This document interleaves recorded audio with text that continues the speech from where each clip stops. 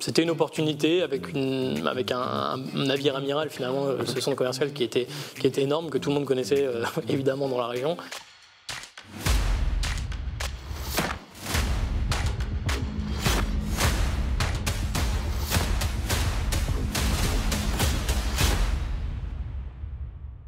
Bonsoir, mon invité aujourd'hui a 36 ans, il est messin. Il a suivi des études de STAPS, puis s'est dirigé vers un master en conduite de projet spécialisé dans le sport. Après avoir été directeur adjoint du centre de formation du FC Metz, il est aujourd'hui directeur d'exploitation du FC Metz Stadium. Il a également été pendant 4 ans directeur du centre commercial Waves. Julien Ducassé, bonsoir. Bonsoir. Soyez le bienvenu déjà, merci d'être là dans le face-à-face. Alors vous avez, Julien, quand même un parcours assez atypique, déjà très riche, on y reviendra. Vous êtes depuis janvier 2023 directeur d'exploitation du FC Metz Stadium, je l'ai dit. Comment vous êtes arrivé à ce poste, tout simplement ? Eh ben, tout simplement parce qu'il y avait une opportunité, le FC Metz dans tous ses projets immobiliers, notamment de récupération du stade, de transformation du stade, de construction du centre d'entraînement de Frascati et de manière plus générale dans la gestion donc, des biens immobiliers du club, avait besoin de quelqu'un sur ce poste. Moi, j'arrivais sur une fin de mission de 4 ans à Waves, j'avais besoin d'un nouveau défi aussi, et puis c'est vrai que le projet m'a séduit, d'autant plus que j'avais passé pas mal de bonnes années déjà en amont au club, donc pour moi c'était un retour presque naturel aux sources. Voilà. Alors c'est quoi exactement vos fonctions, en quoi elles consistent ? En gros, c'est organiser un petit peu l'exploitation immobilière de ce qui appartient au club, donc notamment le stade en termes de maintenance par exemple, en termes de développement de nouveaux business. Mais aussi de travaux de construction sur des petits projets qui vont continuer à avoir lieu, que ce soit à Frascati et au stade, mais aussi d'assurer la maintenance des autres bâtiments du club, donc le centre de formation, le siège, voilà, essayer d'organiser ça, développer de nouveaux business autour, en essayant d'exploiter au maximum les nouvelles possibilités qu'offre ce nouveau stade. La relation avec les locataires longue durée, comme Moselle TV par exemple, voilà, ou Direct FM, qui sont beaux voisins. Voilà, donc c'est une mission au sens large avec un volet aussi big event qu'on va essayer de développer, donc notamment tout ce qui est concert à venir dans les j'espère mois ou années qui viennent très rapidement. C'est vrai que le stade est bien plus qu'un stade de foot finalement. Depuis quelques années, il se transforme. Alors, il y a Moselle TV, Direct FM. Alors, il y avait le Tifo avant, maintenant il a fermé. Le Cercle des Pareges. C'est bien plus qu'un simple stade de foot. Ouais, évidemment. Enfin, c'est vrai qu'à l'époque, le stade Saint-Symphorien servait globalement 20 fois par an, c'est-à-dire les matchs de championnat, un match de coupe, coupe de la Ligue, Coupe de France. Mais le reste de l'année, il était très peu exploité. Aujourd'hui, on arrive à l'exploiter presque 365 jours par an. Donc, on le disait, avec un cercle d'affaires, le Cercle des Pareges qui est dans les locaux de la Tribune Sud, avec des bureaux, des locataires longue durée comme Moselle TV ou Direct FM, et d'autres locataires qui vont arriver, avec un restaurant, avec d'autres projets immobiliers, notamment un coworking qui devra arriver au 4e étage de la Tribune Sud, coworking quand même qui fera 1800 mètres carrés. Voilà, donc on a tout un développement d'activité qui est permis par ces travaux d'envergure qui ont été induits au stade et qui fait qu'aujourd'hui, effectivement, ce n'est pas juste un stade de foot, on est vraiment sur un stade complètement modulaire qui associe du bureau, du coworking, de la location de longue durée, de la restauration, de l'activité business, des séminaires d'entreprise, etc. Donc on est vraiment sur une multi-activité totale. C'est vrai que pour le côté business, est-ce que c'est devenu un peu la référence finalement aussi le stade pour ces rencontres d'affaires ? On voit beaucoup de monde défiler pour être ici du côté du stade à Moselle TV, on voit beaucoup de monde défiler pour aller au cercle. Et évidemment, c'est une place forte parce qu'on va arriver sur quasiment 500 membres dans le Cercle des Pareges, avec beaucoup d'intervenants aussi de qualité qui viennent faire des conférences. On a aussi une grosse activité événementielle qu'on appelle MICE, donc ce qui est du séminaire d'entreprise grosso modo, qui va de 20 à 1000 personnes globalement sur ces événements-là. Et si on met tout bout à bout entre les événements organisés par le Cercle et les événements organisés par le MICE, sur 2023 par exemple, on est quasiment une moyenne d'un événement par jour. Donc c'est pour ça que vous voyez pas mal de monde défiler, c'est que effectivement le stade est devenu vraiment un endroit vivant pour plusieurs publics différents qui viennent chercher des choses différentes évidemment, que ce soit un cercle d'affaires, que ce soit des conférences avec des personnalités, que ce soit un événementiel d'entreprise pour remercier ses salariés ou faire une petite réunion de comité d'organisation ou inviter des clients. Enfin voilà, en tout cas on a vraiment pas mal de publics différents qui circulent sur la Tribune Sud, d'où le mouvement que vous pouvez voir de votre fenêtre. Alors, on parlait de restauration, le Tifo a fermé. Pourquoi et que va devenir ce lieu ? Alors il a fermé parce que en termes d'activité c'était pas suffisant. C'était un restaurant qui tournait très très bien le midi sur une clientèle business, le soir un petit peu moins. Notamment la décision a été prise d'arrêter ce restaurant, même si on garde l'endroit, notamment en soir de match comme lieu événementiel. Et nous en commercialisation pour les séminaires d'entreprise, on garde ce lieu-là comme un espace supplémentaire du stade. Et on est en réflexion sur ce qu'on va faire de ce local-là. Pour l'instant, il n'y a pas de décision prise puisque la fermeture a été vraiment très très récente. Est-ce que vous avez peut-être des infos à nous donner sur ce qui va arriver en termes de travaux pour le stade et les autres infrastructures qui concernent le FC Metz Stadium? Alors on sait qu'il y a une toile qui devrait arriver pour englober un petit peu la structure. Ouais, les deux projets majeurs, ça va être la double peau du stade. Effectivement, une sorte de toile tendue qui va venir englober au moins 3 des 4 tribunes pour habiller en fait le stade et lui donner un aspect vraiment beaucoup plus esthétique. Donc ça fait partie des gros chantiers qui sont actuellement en cours de planification. Et puis le prochain gros chantier, ça va être le coworking, l'aménagement du coworking, qui va être un chantier là assez imminent pour le coup, parce que si tout va bien, on devrait démarrer les travaux cet été ou en septembre ou plus tard. Et puis il y aura évidemment après le temps, la construction des angles supplémentaires qui manquent encore dans le projet de stade. Et le premier angle qui devrait voir le jour, ce sera l'angle nord-ouest. Pardon, donc côté plutôt autoroute, et qui devrait accueillir notamment des plateaux de bureaux. Et voilà. Donc ce sont les projets, on va dire, à très court et à plutôt moyen terme qui devraient arriver notamment au stade. On les suivra avec attention. Là, j'ai un sujet qui reviendra lors de cette interview. Vous avez 36 ans. C'est une grosse responsabilité quand même, directeur d'exploitation du FC Metz Stadium. Mais on a l'impression que la pression finalement glisse sur vous à travers toutes les expériences que vous avez vécues. On y reviendra un peu encore après. Je ne sais pas si ça glisse sur moi, mais après oui, j'ai forcément un devoir une obligation de résultat dans ce qu'on fait, puisque vu les investissements du club ont été conséquents, donc c'est de ma responsabilité aussi de pouvoir maintenir ces installations en bon état pour garder la valeur qui a été créée sur ce bâti, et puis de l'exploiter, de le rentabiliser, on va dire, si j'utilise des termes, au maximum pour le faire vivre au maximum. On passe à la suite. Ouais. Julien, on fait une petite pause, c'est la pause café. Première question, c'est la même pour tous mes invités. Votre café plutôt court ou long? Court, moi. Votre plat préféré? Très bonne question, j'en ai pas, je pense. Je suis de manière générale, j'adore manger, donc c'est de manière générale j'aime la nourriture. La nourriture, exactement, la bonne nourriture, pas n'importe quoi. Votre sport favori? Tennis, forcément, j'ai baigné dedans depuis que je suis tout petit, et puis depuis quelques années j'ai beaucoup joué au paddle aussi. Ok, voilà. C'est vrai que le paddle ça se développe de plus en plus. Exactement. Et donc, on voit des structures un peu poussées un peu partout. Exactement, c'est un des sports qui se développe vraiment très vite en France, qui est un sport très développé en Espagne notamment. Je crois que c'est le 2e sport en termes de pratiquants. D'accord. Si je dis pas de bêtises, donc c'est vraiment un sport très ludique et qui se joue en plus plutôt en équipe. Donc voilà. Puis la transition de tennis-paddle a été un peu plus simple pour moi que pour quelqu'un qui découvre le sport de raquette. Oui, ça se ressemble un petit peu. Votre loisir préféré hors sport cette fois-ci? Hors sport, j'aime bien juste me balader, ça peut être des randonnées, ça rejoint un peu le côté sportif, sinon ça va plutôt être un petit peu de cinéma. Voilà. Cinéma, votre film préféré alors? Mon film préféré, je crois que c'était Gladiator, je pense. Gladiator, un classique. Je suis petit, exactement. Le meilleur moment de votre journée? Le meilleur moment de ma journée, alors depuis peu, j'ai la chance d'avoir un petit garçon, donc le meilleur moment de la journée, c'est quand je me lève et que je le vois se réveiller aussi, et voilà, c'est simplement ces petits bonheurs de la vie que je connaissais pas il y a encore quelques mois, mais voilà. Quand vous êtes devenu papa, quand exactement? C'était au mois de novembre, donc vraiment très récemment.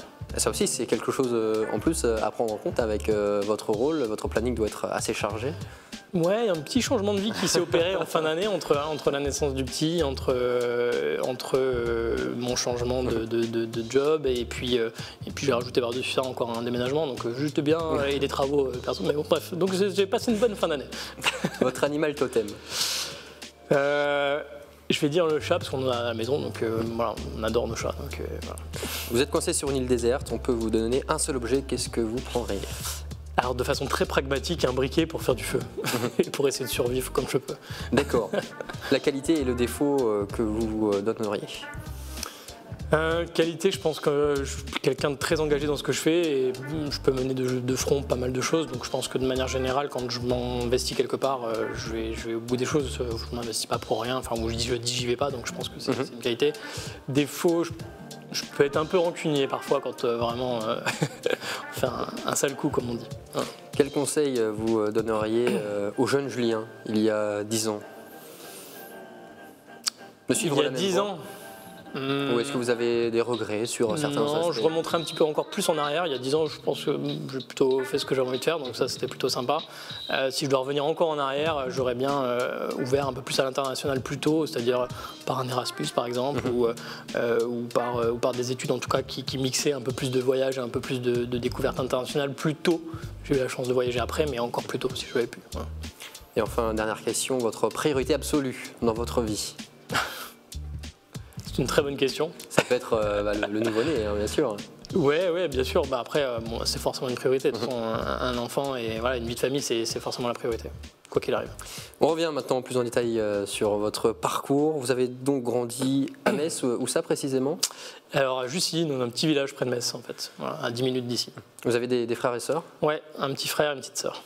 Quel âge? Je suis l'aîné, moi. Donc, ma petite sœur à moi a 3 ans de moins que moi et mon petit frère 2 ans de moins que moi. Et ça va, vous les voyez encore? C'est vrai qu'avec l'âge, on a tendance un peu à s'éloigner. Mais... Non, mais j'ai eu la chance qu'il reste. Tout le monde est resté. On est dans un périmètre de 10 km tous, donc même pas, peut-être 5. Donc on a la chance de se voir régulièrement et c'est vrai que c'est plutôt sympa. On se voit même plus encore maintenant que pendant nos études, etc. Donc où chacun était un peu à gauche à droite. Mais donc non, on se voit toujours et c'est plutôt agréable. Qu'est-ce qu'il voulait faire le petit Julien justement quand il était petit Julien, très petit comme métier? Alors, tout petit, je pense à la maternelle, comme tous les enfants de maternelle pompiers, je pense. Je pense que ça doit être 95% des réponses en maternelle. Après, plutôt sur le cursus scolaire, j'étais plutôt parti sur un professeur d'EPS parce que je cherchais un métier en lien avec le sport qui pouvait m'intéresser et en même temps, je cherchais à avoir quelque chose à transmettre à quelqu'un. Donc voilà. Et puis finalement, au gré des changements et puis d'évolution personnelle, honnêtement, ce que je fais aujourd'hui me plaît beaucoup. Alors vous avez fait une licence STAPS, justement. Vous saviez pourquoi déjà vous la faisiez à l'époque ou c'était un choix un peu par défaut comme il peut y en avoir beaucoup? Non, j'étais vraiment convaincu à l'époque que je voulais être professeur de PS, donc j'avais fait la filière qu'il fallait pour pouvoir préparer le concours et j'ai assez vite bifurqué derrière parce que j'ai commencé notamment à travailler sur de l'événementiel, notamment en tennis, à travailler un petit peu dans le milieu associatif sportif aussi, et j'ai vu qu'il y avait d'autres choses vraiment qui m'intéressaient encore plus que ça. Voilà. Vous êtes entré au centre de formation du FC Metz en 2012 en tant que responsable pédagogique et événementiel, puis directeur adjoint quelques années plus tard. Vous gardez quel souvenir de cette expérience? Très bon souvenir, très bonne expérience. C'était ma première en plus, c'était mon premier job entre guillemets, donc en sortir des études, donc j'en garde une très bonne expérience. Ça m'a permis de faire vraiment beaucoup de choses. Je suis resté 7 ans au centre de formation, j'ai vraiment changé de métier au fur et à mesure de l'évolution. Ça m'a permis de voyager parce qu'il y avait aussi une dimension un peu internationale sur l'académie, donc honnêtement j'en garde de très bons souvenirs. Qu'est-ce que vous pensez avoir apporté justement au centre de formation? La touche Julien? À l'époque, alors sur l'aspect pédagogique, le club était très bien engagé. Ça a toujours été un club qui a défendu ses valeurs et notamment l'importance de la scolarité dans le process de formation des jeunes joueurs. Donc, je ne pense pas avoir vraiment apporté énormément. J'ai essayé de porter l'héritage et de continuer comme ça. Après, j'ai apporté plus sur le volet certainement événementiel, organisationnel, structuré, peut-être un petit peu certains aspects sur lesquels j'ai pu avoir une valeur ajoutée. En 2019, vous prenez la tête du centre commercial Waves. Là, pareil, comment ça s'est fait? Concours de circonstances, encore une fois. J'ai Waves, le centre commercial, donc, qui était le partenaire principal du tournoi de tennis qu'on organisait à l'époque en tant que bénévole, qui s'appelait le Waves Open. Et donc, le directeur était en train d'être muté à Lyon. On a toujours eu de bonnes relations, on a toujours très bien travaillé ensemble sur ce partenariat-là. Et donc, la compagnie de Falsbourg m'a sollicité comme ça, en disant on pense que vous avez le profil, voilà, et ça s'est fait comme ça. J'ai suivi le processus de recrutement et puis voilà, ça s'est terminé comme ça. C'était quelque chose qui vous tentait quand même? C'est vrai qu'il n'y a pas vraiment de rapport avec le sport. Non, il n'y avait pas de rapport, mais c'était un domaine que je maîtrisais moins sur le papier, donc il y avait beaucoup de choses à apprendre et c'est ce qui m'intéressait.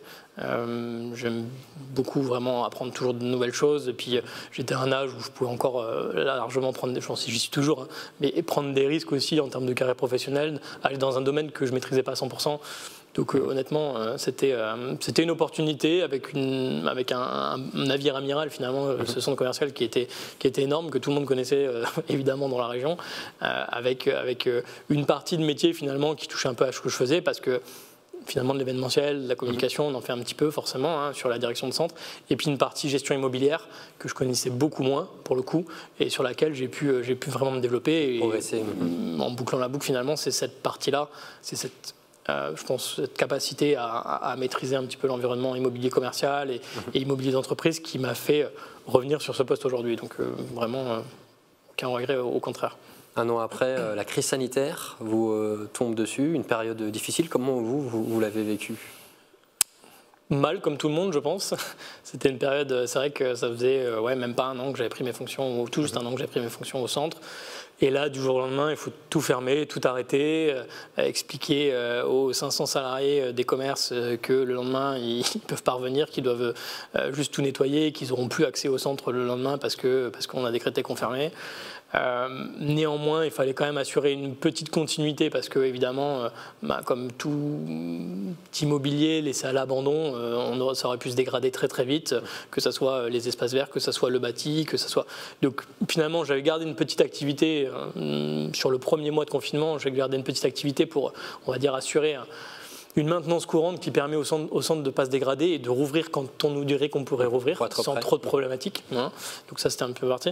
Et la deuxième mois du confinement, là, on était vraiment en mode on prépare l'ouverture et avec énormément de choses à préparer, que ce soit en termes de moyens de protection, en termes de communication envers les clients, rassurer aussi les commerçants, rassurer les clients. Il fallait repenser sa façon de travailler totalement. Exactement, voilà, tout à fait. On arrivait avec des jauges, on arrivait avec des jauges dans les magasins, donc ça voulait dire qu'il y avait des temps d'attente en extérieur.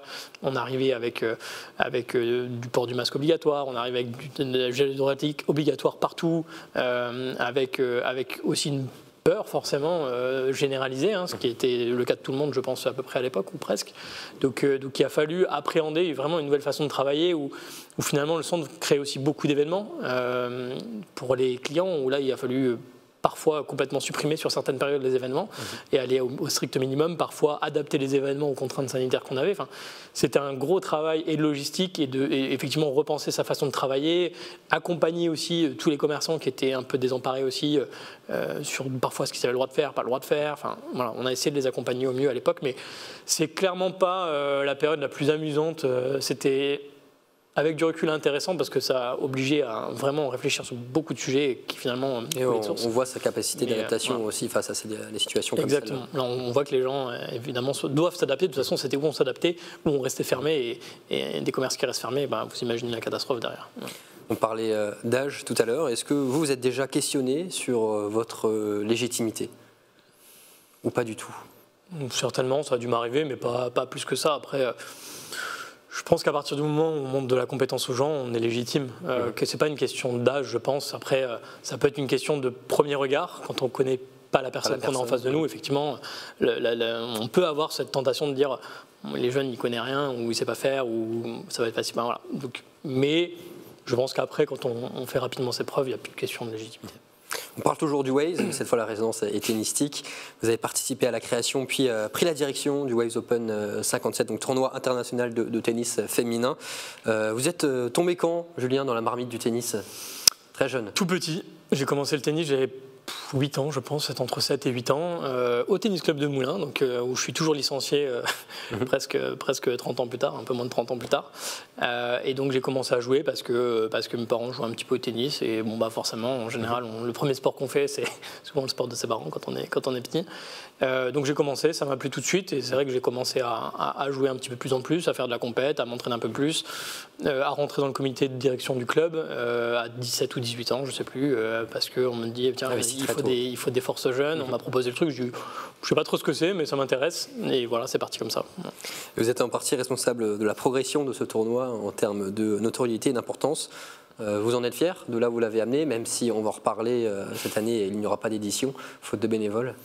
Ouais, je pense qu'on a été vraiment fiers de ce qu'on a créé. Après, c'est vraiment, je pense pas que c'est qu'une fierté personnelle. On a vraiment été tellement nombreux à travailler sur ce tournoi. Après, voilà, ok, je l'ai dirigé pendant 3 ans, mais c'est plus une aventure humaine ce tournoi qu'une fierté juste personnelle. En fait, c'est quelque chose qu'on a créé toute pièce, qui n'existait pas, qui a très très vite grandi, qui a été très vite reconnu parce qu'on a très vite été élu meilleur tournoi du circuit national du circuit français, avec tout de suite des grosses structures, une centaine de bénévoles, une organisation presque professionnelle tout en étant 100% bénévole. Donc ouais, c'est une fierté d'avoir fait grandir ce tournoi très vite et d'avoir pu partager cette aventure et ces moments avec toutes les personnes qui nous ont aidés, ou que ce soit toute l'année ou même 2 heures pendant la semaine du tournoi. Toutes les personnes ont eu leur importance là-dedans. Voilà.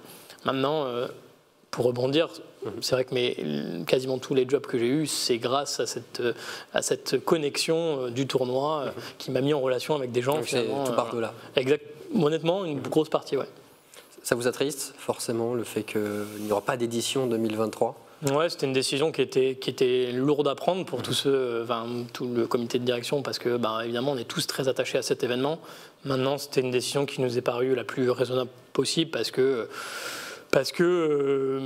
c'est difficile. Encore une fois, on était 100% bénévoles tous, donc à un moment donné, quand les gens manquent un petit peu de temps, ou le bénévolat, c'est pas simple. On a eu la chance d'avoir pendant des années beaucoup de monde.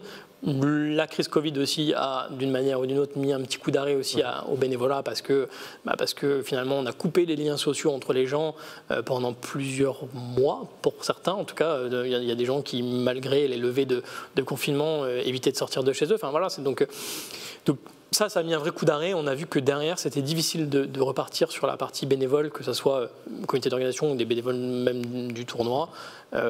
Côté partenaire, il n'y a pas de sujet, tout le monde était repartant.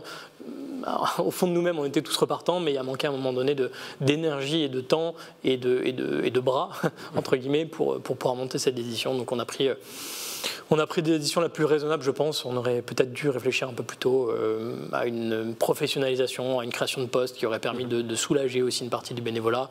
C'est une réflexion qu'on a menée cette année, un tout petit peu tardivement, parce que ce n'était pas le modèle jusqu'à présent. Mais voilà, après, pour l'instant, c'est qu'une mise en stand-by. Oui, le tournoi n'est pas mort. Le tournoi n'est pas mort pour l'instant. On va voir si on arrive à faire redémarrer les choses. Petite question tennis encore pour passer à la suite. Novak Djokovic a gagné récemment, il y a quelques semaines, son 23e titre de Grand Chelem à Roland-Garros. Novak Djokovic, Roger Federer ou Rafael Nadal?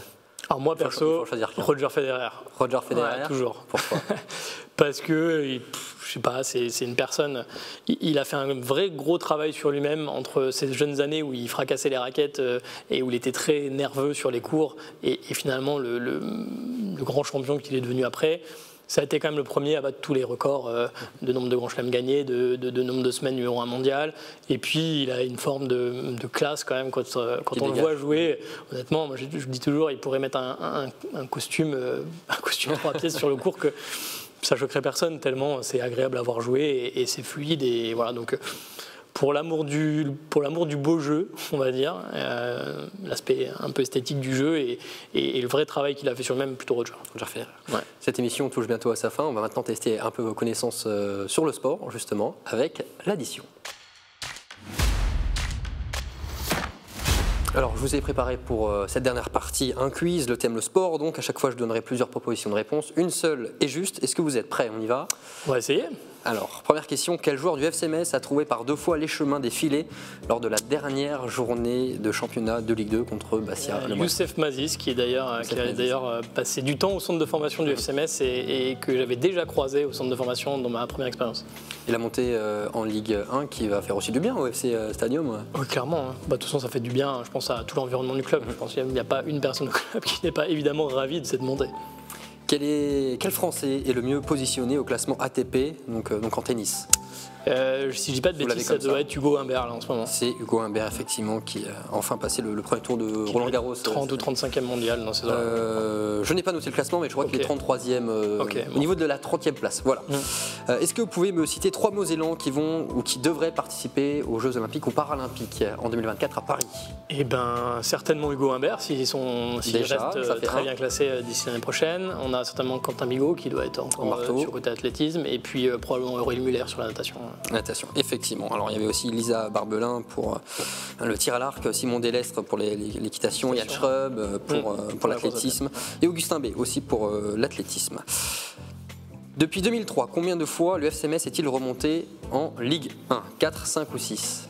C'est une bonne question. 2003, je dirais en Ligue 1, donc pas forcément des accessions, parce qu'il y a une année aussi nationale Ligue 2. Ok. En Ligue 1, je dirais 3 fois. Non, c'est 4, 5 ou 6. 4 fois. C'est 6 fois. Ah, ok. 6 fois. Quel est, à 10 places près, le meilleur classement, ça là, est un peu plus compliqué, de Pauline Parmentier sur le circuit féminin? Pauline Parmentier, doublement titrée Waves Open. Son meilleur classement? Pauline Parmentier, je crois qu'elle est rentrée pas loin de la 20e place mondiale, si je dis pas de bêtises. 40 en 2008, c'était pas loin. À 10 places près. À 10 places près. Quel est cet athlète français le plus titré de l'histoire des Jeux Olympiques été et hiver avec 5 médailles d'or? Jeux Olympiques, été et hiver. Un athlète français. Le biathlète Martin Fourcade, l'escrimeur. Ouais, voilà. C'est Martin Fourcade. Quel est le 3e meilleur buteur messin de la saison? Vous l'avez comme ça ou Le 3e meilleur buteur. Le meilleur, je le connais. Le 2e ou 3e, ça doit être Youssef Maziz aussi. Le 2e, c'est Maziz. Et le 3e, peut-être Sabali. Alors non, j'ai soit Ablaye Jallo, Lenny Joseph ou Mathieu Hudol. Alors c'est Ablaye Jallo. Ablaye Jallo, bonne réponse. Et enfin, dernière question, depuis 2003, quelle est la nationalité la plus représentée en finale du Moselle Open après la France? L'Espagne, 2 fois, l'Allemagne ou l'Italie? Il me semble que c'est l'Espagne. C'est l'Allemagne, avec 4 représentants. Bravo et merci.